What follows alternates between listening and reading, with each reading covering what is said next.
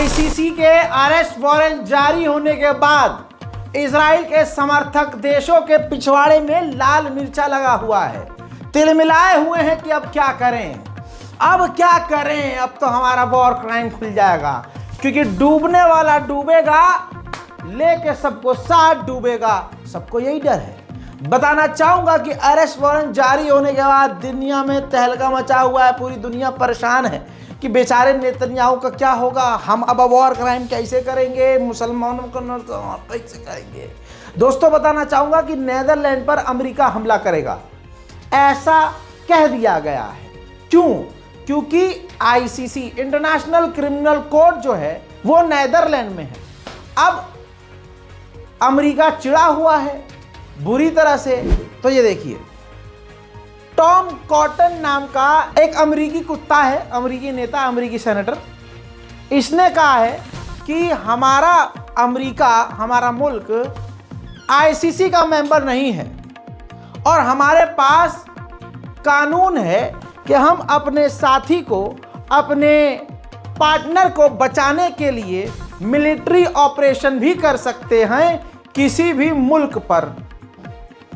अब आप समझ लीजिए, यानी नीदरलैंड को हमले की धमकी अमेरिका के सरकारी कुत्ते दे रहे हैं। सच बोलना, सच्चाई से फैसला करना, उसका सिला ये मिलेगा। इसके अलावा अमेरिकी सेनेटर और जो दूसरे हैं वो भी खड़े होकर पूरी तरह से नेतन्याहू के साथ हो गए और कहा कि आईसीसी ने जो ये कदम उठाया है ये डरावना है, तानाशाही और गैर कानूनी है, और अगले साल हम और मेजॉरिटी में आएंगे तो हम इसके खिलाफ ज़रूर बड़े कदम उठाएंगे, आईसीसी के खिलाफ। मेरे दोस्तों, तमाम जो बौखलाए हुए लोग हैं उन सब पर थूकते हैं। सवाल आपके दिमाग में ये कि अब नेतन्याहू के साथ क्या होगा। जो देश आईसीसी को मानते हैं, अगर वहां पर नेतन्याहू पहुंचा तो वहां गिरफ्तार हो जाएगा। लीजिए, देख लीजिए अब ये मैप, देख लीजिए कि कौन सा देश कहां पर है। ये जो ब्लू कलर से हाईलाइट हुए देश हैं, ये देश आईसीसी को मानते हैं, इंटरनेशनल क्रिमिनल कोर्ट को मानते हैं, जो ये हाईलाइट हैं।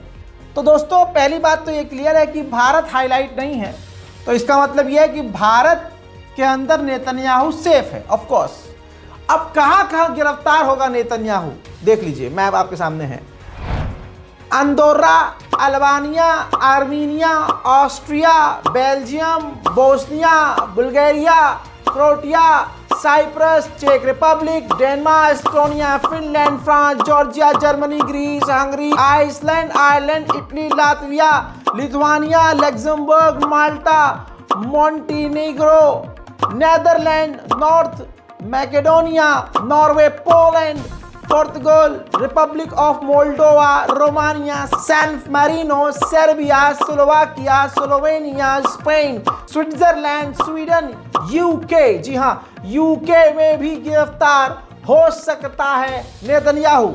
लगभग 124 देश के अंदर अब नेतन्याहू कदम नहीं रख सकता। ये वो हाईलाइट देश 100 टोटल 24 है, 124 देश के अंदर नेतन्याहू कदम नहीं रख सकता।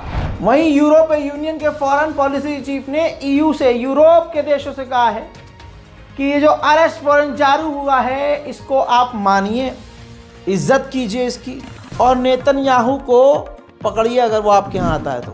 Of a court of justice, of an international court of justice, and the decision of the court has to be respected and implemented.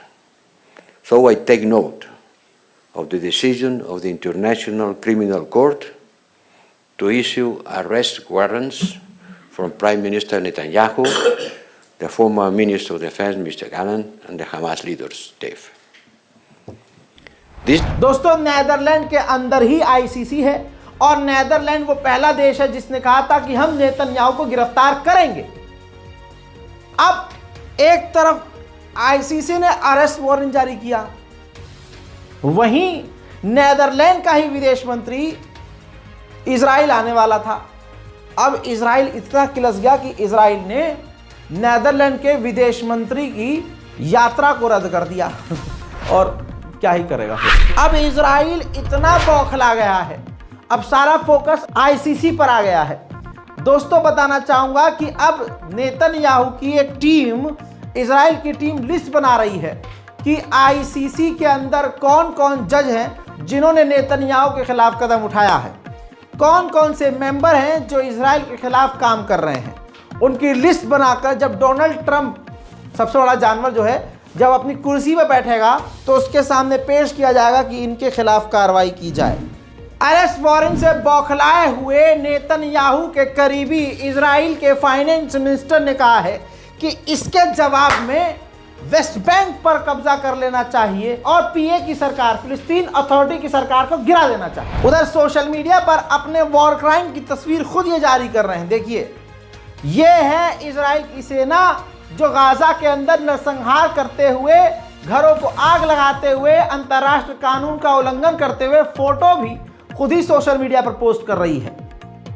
इसी के साथ अगली तस्वीर देखिए, मानवता को तार तार करने वाले ये कांड कर रहे हैं। फिलिस्तीनी को गिरफ्तार करके खुशी मनाते हुए सोशल मीडिया पर फोटो शेयर कर रहे हैं। पिछले 12 घंटे के अंदर ये तस्वीर देखिए, इजराइल ने गाजा में जो बमबारी की है, लाश इतनी गिर चुकी है कि अब गिन नहीं सकते। लाश पर लाश और चारों तरफ लोग रो रो कर इतना थक चुके हैं कि अब आंख के आंसू सूख चुके हैं। चारों तरफ चीख और पुकार है और सिर्फ दर्द की अब कराहट उठ रही है, क्योंकि लोगों का रो रो कर गला भी थक चुका है। हज़रात, इजराइल की बमबारी में 44,056 फिलिस्तीनियों की मौत, शहादत हो चुकी है। लगभग 1,42,100 लोग बुरी तरह से घायल हैं गाजा के अंदर, जिसमें महिलाएं और बच्चे मारे जाने वालों में सबसे ज्यादा हैं। उधर यूएन के स्कूल के ऊपर गजा के अंदर इजराइल ने हमला किया और उस यूएन के स्कूल को मिलिट्री जोन बना लिया।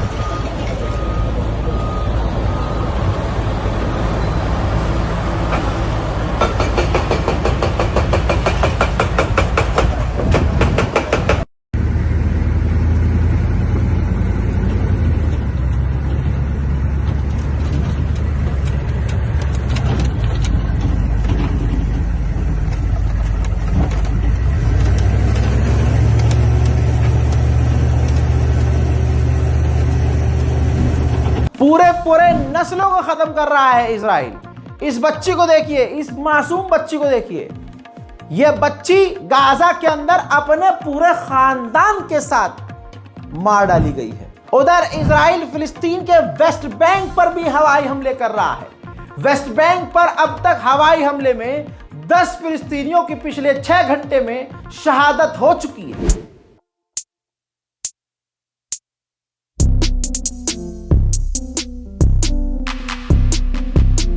उधर कुछ ही महीनों के अंदर 1177 मकानों को इजराइल तोड़ चुका है और उस मकानों पर, उन जमीनों पर कब्जा कर चुका है। गाजा के अंदर देखिए, अरब की तरफ, मिडिल ईस्ट की तरफ रोटियां घरों के अंदर नहीं बनती है। मैं अपने भारतीय और पाकिस्तानी और बांग्लादेशी लोगों को, नेपाली लोगों को क्लियर कर दूं, मेरे जो व्यूवर्स यहाँ के हैं, हमारे घरों के अंदर रोटियां बनती है, वहाँ रोटी बाहर बनती है। तो बेकरी के अंदर रोटी मिलती है और वहाँ गली गली में, चप्पे चप्पे में बेकरीज होती हैं। बता दूं कि गाजा के अंदर जो 19 बड़ी बड़ी बेकरीज हैं, उनमें से सिर्फ और सिर्फ 7 बेकरी काम कर रही हैं। ये देखिए, डिटेल प्रिंटेड डॉक्यूमेंट मौजूद है मेरे पास, जो गाजा की अथॉरिटी बता रही है। सिर्फ जो 3 बेकरी हैं वो किसी इलाकों में काम कर रही हैं। टोटल पूरे गाजा में 19 में से 7 बेकरी काम कर रही हैं। जो प्रोडक्शन है रोटियों का वो 50% डाउन हो चुका है, क्योंकि ईंधन नहीं है। साथ में जितनी बेकरीज नॉर्थ गाजा और रफा के अंदर है वो बंद हो सकती हैं, क्योंकि मटेरियल ही नहीं है।